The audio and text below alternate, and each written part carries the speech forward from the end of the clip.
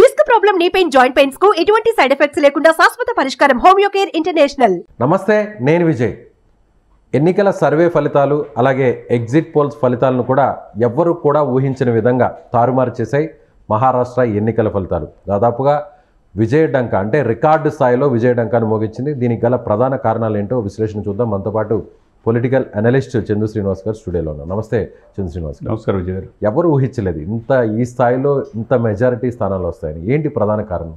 డెఫినెట్గా అంటే మొన్నటిదాకా 4 నెలల క్రితం ఎంపీ ఎలక్షన్స్ చూస్తే 30 సీట్లు ఆ కూటమి కాంగ్రెస్ కూడా ఇండియా కూటమికి వచ్చి 17 సీట్లకే పరిమితం అయిపోయింది. అంటే మోదీ గారి చరిష్మా అక్కడ పనిచేయాల. అటువంటి మహారాష్ట్రలో ఇప్పుడు మీరు అన్నట్టు 288 స్థానాలు ఉంటే దాదాపు 230 స్థానాలు రావడం అంటే మామూలు విషయం కాదు. సర్వేలు కూడా అందుబాటులో 175, 180 స్థానాలు వస్తే మహా వస్తే అన్నారు. అటువంటి దీనికి ప్రధానమైన కారణాలు ఒకసారి చూస్తే విజయ్ గారు, ఆర్థిక రాజధాని, financial capital of India Maharashtra, Mumbai. అటువంటి దాంట్లో సుస్థిరమైన ప్రభుత్వం ప్రజలు కోరుకున్నారు అనుకోవాలి.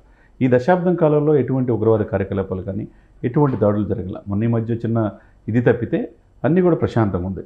అటువంటి మహారాష్ట్ర ప్రజలు ఇంత తీర్పు ఇస్తారని ఎవరు ఎక్స్పెక్ట్ చేయాలి. ఒకవైపు ఉద్ధవ్ థాక్రే, బాల్ థాక్రే కుమారుడు కాదని, తర్వాత కాంగ్రెస్ను కాదని, ఇక వయోవృద్ధుడు, రాజకీయ కురువృద్ధుడు శరద్ పవార్ని కూడా కాదని. కానీ అందరూ చంద్ర శ్రీనివాస్ గారు ఇది చివరి ఎన్నికలు శరద్ పవార్కి కాబట్టి ఆయన గౌరవమైనటువంటి స్థానాలు ఆయన పార్టీకి ఇస్తారు. ఒకవేళ అజిత్ పవార్ బయటికి వెళ్ళినా కూడా ఆయన గౌరవంగా చూస్తారని అందరూ భావించారు. ఆయన ఎక్కడా కనిపించలేదు. ఆయన 7 సార్లు ఎంపీగా పోటీ చేసిన వ్యక్తికి గడ్డు పరిస్థితి అంటే ఎవరు కూడా ఇది కాల. మీరన్నట్టు బహుజన్ వికాస్ అఘాడీ గత ఎలక్షన్స్లో వాళ్ళకి వచ్చిన పర్సంటేజ్ 62.5%. అక్కడికి వచ్చింది బీజేపీకి, ఎన్డీఏ కూటమికి వచ్చింది 35.4%. అటువంటి ఊహించిన విధంగా ఇక్కడ పెరిగింది. ఏంటి, కాంగ్రెస్ తగ్గింది, 32.7% పరిమితం అయిపోతే 48.5%కి పెరిగింది. అంటే ఎంత, 13.1% పెరగడం అంటే మామూలు విషయం కాదు. 4 నెలల్లో మీరు అన్నట్టు దీనికి ప్రధానమైన కారణం ఏంటంటే మోదీ గారి చరిష్మా. సెంట్రల్లో మోదీ గారు ఉన్నారు కాబట్టి మహారాష్ట్రకి మంచి నిధులు వస్తాయి. ఆర్థిక పరంగా 5 ట్రిలియన్ ఆర్థిక వ్యవస్థ చేయాలనుకుంటే 5 లక్షల ట్రిలియన్, 1 lakh ట్రిలియన్ ఆర్థిక వ్యవస్థ ముంబై ఉంటుంది, అంతే కదండి, ఫైనాన్షియల్ క్యాపిటల్. కాబట్టి దీనికి అన్నీ కావాలన్నా, రోడ్లు కానీ మిగతా ఫెసిలిటీస్ కావాలన్నా, Gadkari highway men of India అంటారు. ఆయన దాదాపు 7,500 కిలోమీటర్లు మహారాష్ట్రలో రోడ్డు శాంక్షన్ చేశారు. సో ఆ రాష్ట్రానికి సంబంధించిన వ్యక్తి. ఇకపోతే దేవేంద్ర ఫడ్నవీస్ చిన్న వయసులో 22 సంవత్సరాలకి కార్పొరేటర్ అయ్యి, వెంటనే 24 సంవత్సరాలకి మేయర్ అయ్యి, ఆ తర్వాత యంగెస్ట్ ఎమ్మెల్యే కూడా, మినిస్టర్గా, చీఫ్ మినిస్టర్ కూడా పనిచేశారు. కానీ తునప్రాయంగా ఆయన మిత్రధర్మ ప్రకారం ఏకనాథ్ షిండే చేసి ఉప ముఖ్యమంత్రిగా ఉన్నాడు. అంటే తను తగ్గించుకున్నాడు అక్కడ. ఇప్పుడు చూడండి, ఊహించిన విధంగా 130 స్థానాలు బీజేపీకి వచ్చినాయి. పోటీ చేసిన స్థానాలన్నీ 149, 130 స్థానాలపైన బీజేపీకి రావడం అంటే మామూలు విషయం కాదు. సో తేడా కొంత మాత్రమే, అంతే. ఇండిపెండెన్స్కి 18, 19 వస్తున్నాయి. ఇక షిండే పోటీ చేసింది 81 స్థానాలు పోటీ చేస్తే 55 స్థానాలు వచ్చినాయి. ఇక శరద్ పవార్ గారి ఫ్యామిలీ నుంచి అజిత్ పవార్ పోటీ చేస్తే 34 స్థానాలు వచ్చినాయి. ఊహించిన విధంగా 230 స్థానాలు రావడం అంటే అసలు మతి తిరిగిపోయింది ఒక రకంగా ఇండియా కూటమికి. ఈ మహాయుత కూటమి ఎంత భారీ మెజార్టీ చేస్తానో ఎవరు ఊహించలే. ఒకటి, ప్రధానమంత్రి గారు మోదీ గారి చరిష్మా. 2, దేవేంద్ర ఫడ్నవీస్ అండ్ ఏకనాథ్ షిండే. ఒక ఆటో డ్రైవర్ స్థాయి నుంచి ఆ పార్టీ శివసేనను తీసుకొచ్చి చీలికవర్గ నేతగా రికగ్నైజ్ పొందాడు. ఈరోజు ప్రజల్లో విశేష ప్రజాదరణ పొందటం, వాళ్ళిద్దరూ కూడా సమన్వయంతో పనిచేయటం, దేవేంద్ర ఫడ్నవీస్ అండ్ ఏకనాథ్ షిండే ముఖ్యమంత్రి, ఉప ముఖ్యమంత్రి. 3వది ప్రధానమైన కారణం ఏంటంటే అక్కడ తెలుగు వాళ్ళు ఎక్కువ ఉన్నారు. 1,15 లక్షల మంది తెలుగు వాళ్ళు ఉంటే పవన్ కళ్యాణ్ గారి మిత్రధర్మ ప్రకారం అక్కడ పోటీ చేసిన ప్రతి ప్లేస్లో కూడా మరాఠవాడ నుంచి, లాతూర్ కాడి నుంచి, షోలాపూర్ కాడి నుంచి, పూణే వరకు అన్ని సీట్లు ఎక్కడైతే పవన్ కళ్యాణ్ గారు ప్రచారం చేశారో తెలుగు వాళ్ళు ఉన్న అన్ని ఏరియాల్లో ప్రభావితం చూపించింది. ఆ విధంగా అదొక ఫ్యాక్టర్. అయితే ఇక RSS is the key role. Nagpur కేంద్రంగా ఆర్ఎస్ఎస్ కార్యకలాపాలు విస్తృతంగా ఉంటాయి. కాబట్టి ఇంత సిస్టమేటిక్గా అందరూ కలిసి సమన్వయంతో చేపట్టి ఈ విధంగా ఈ రిజల్ట్ వచ్చిందనేది మనం అనుకోవాలి. సో కాంగ్రెస్కు పట్టుండేటువంటి విదర్భ లాంటి ప్రాంతాల్లో కూడా ఈసారి ఎన్డీఏకి, మహాయుత కూటమికి భారీగా సీట్లు వచ్చాయి. ఎందువల్ల అంటారు? అంటే కాంగ్రెస్ ప్రభావం పూర్తిగా కోల్పోతుంది అనుకోవచ్చా ఈ ఎన్నికల ఫలితాలు చూస్తే? అంతే కదా. మనం మొన్న హర్యానా ఎలక్షన్స్లో కాంగ్రెస్ వస్తుందని అందరూ ఎక్స్పెక్ట్ చేశారు. అక్కడ ఏమీ లేదు. తర్వాత ఆమ్ ఆద్మీ పార్టీ వస్తుంటే అది కూడా తుడిచిపెట్టిపోయింది. ఇక అంటే ఢిల్లీకి ఆనుకున్న రాష్ట్రం హర్యానా. రైతులు ఉద్యమాలు ఢిల్లీని చాలా ఇబ్బందికి గురి చేసినాయి. కానీ అక్కడ కూడా కాదంటే బీజేపీ పొందుకుందంటే ఇక త్రిపుర లాంటి రాష్ట్రంలో వచ్చింది. ఈ కర్ణాటక రాష్ట్రం, తెలంగాణ, హిమాచల్ ప్రదేశ్ ఇటువంటి కొన్ని 4-5 రాష్ట్రాలు పోయినాయి. కానీ ఇక్కడ మహారాష్ట్ర రావడం అనేది ఇప్పుడు చారిత్రాత్మక విజయం.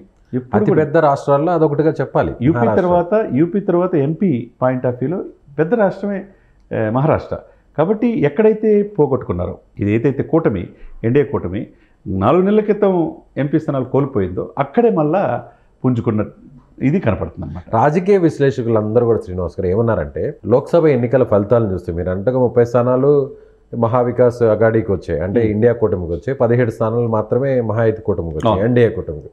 అక్కడ ఏం జరిగిందంటే ఏక్నాథ్ షిండేని చీల్చి శివసేన నుంచి చీల్చి బయటకు తీసుకురావడం, అలాగే అజిత్ పవార్ను కూడా శరద్ పవార్ నుంచి ఎన్సీపీ నుంచి చీల్చి ఆయన కూడా బయటకు తీసుకురావడం, ఇదంతా చూస్తే ఆపరేషన్ కమల అనేది ప్రజలు యాక్సెప్ట్ చేయలేదు, సానుభూతి ఇండియా కూటమికి వచ్చింది కాబట్టి ఆ స్థానాలు వచ్చాయి అనేది అందరూ అనుకున్నారు. కానీ అనూహ్యంగా ఆ సానుభూతిని అసెంబ్లీ ఎన్నికల్లో పట్టించుకోలేదు అనుకోవచ్చా? అంటే ఇక్కడ ఫడ్నవీస్ చాలా ఈజ్ కీ రోల్. నేను చెప్పే కదా 22 ఇయర్స్కి రాజకీయాలు ఎంటర్ అయ్యాడు, ఏవై మేయర్గా పనిచేశాడు, 2 సార్లు ఎమ్మెల్యే, 2 సార్లు ముఖ్యమంత్రి పనిచేశాడు. తృణప్రాయంగా ఫ్రంట్ లైన్ ఉండాలి ఆయన, ఫ్రంట్ లైన్ లేకుండా డిప్యూటీ సీఎంగా ఉన్నాడు. అటువంటి వ్యక్తిని బీజేపీ ఏంటంటే వ్యూహాత్మకంగా ముందు పెట్టింది. ఎలక్షన్ నిర్వహణ మొత్తం అతనికి అప్పచెప్పారు. ఏకనాథ్ షిండే ముఖ్యమంత్రిగా ఆయన పనిచేసుకుంటే ఎవరు క్యాంపెయిన్ ఎలా చేయాలా, మోదీ గారికి అమిత్ షా గారికి ప్రియమైన శిష్యుడు అతను, ఒకవైపు గడ్కరీ గారికి కూడా. అటువంటి వ్యక్తి ఎలక్షనరీ మొత్తం తనే చేసుకున్నాడు. చివరికి ఉప ముఖ్యమంత్రి ఆంధ్రప్రదేశ్ నుంచి వెళ్తే 15 నైట్ స్వయంగా దేవేంద్ర ఫడ్నవీస్ గారే పవన్ కళ్యాణ్ గారు రిసీవ్ చేసుకున్నాడంటే ఎంత సిస్టమేటిక్, ఏ చిన్న అవకాశాన్ని వాళ్ళు వదులుకోవాలి.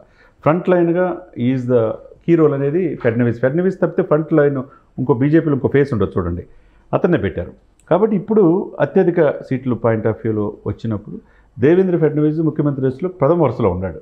ఎందుకంటే మొన్న ఇది ఏకనాథ్ షిండేని చేశారు కాబట్టి బీజేపీ ఇప్పుడు అడగవచ్చు అనమాట. అంటే అతిపెద్ద పార్టీ ఉన్నా కూడా బీజేపీ అంతే కదండి. పోయినసారి కూడా ఎక్కువ సీట్లు వచ్చినా ఏకనాథ్ షిండేనే చేశారు, ఇప్పుడు కూడా ఎక్కువ సీట్లు వచ్చినాయి. కాబట్టి మహారాష్ట్ర లాంటి ఫైనాన్షియల్ క్యాపిటల్ని చేతిలో పెట్టుకుంటే బీజేపీ మునుముందుగా చాలా డెవలప్ అయ్యే అవకాశం ఉంది. కాబట్టి అన్నీ ఆలోచించే ప్రజలు అక్కడ నిర్ణయం తీసుకున్నారని మనం చెప్పుకోవాలి. సో ఇప్పుడు అందరు కూడా ఏమంటున్నారంటే మహారాష్ట్రలో బీజేపీ ఎన్డీఏ వచ్చింది కాబట్టి ఖచ్చితంగా ఇక జమిలీ ఎన్నికలకి ఇంకా రెడ్ కార్పెట్టేను, సో చాలా ఈజీ అయిపోతుంది, 2027లో జమిలీ ఎన్నికలు ఖచ్చితంగా రాబోతున్నాయి అనేది రాజకీయ విశ్లేషకులు చెప్తున్నారు. ఏమంటారు? డెఫినెట్గా అండి. జార్ఖండ్ లాంటి ఒకటి సెంటిమెంట్ పాయింట్ ఆఫ్ వ్యూ, అక్కడున్న ప్రాంతీయ పరిస్థితులు, అక్కడున్న రాష్ట్ర సమస్యల పాయింట్ ఆఫ్ వ్యూలో ఆ ముఖ్యమంత్రి గారు జైలుకి వచ్చేతలకి సెంటిమెంట్ పాయింట్ ఆఫ్ వ్యూ అక్కడ ప్రజలు అక్కడ తీర్పిచ్చారు. అది కాంగ్రెస్ కాదు, అక్కడ లోకల్ పార్టీ విజయం, జేఎన్ఎం వచ్చింది, అంతే కదా.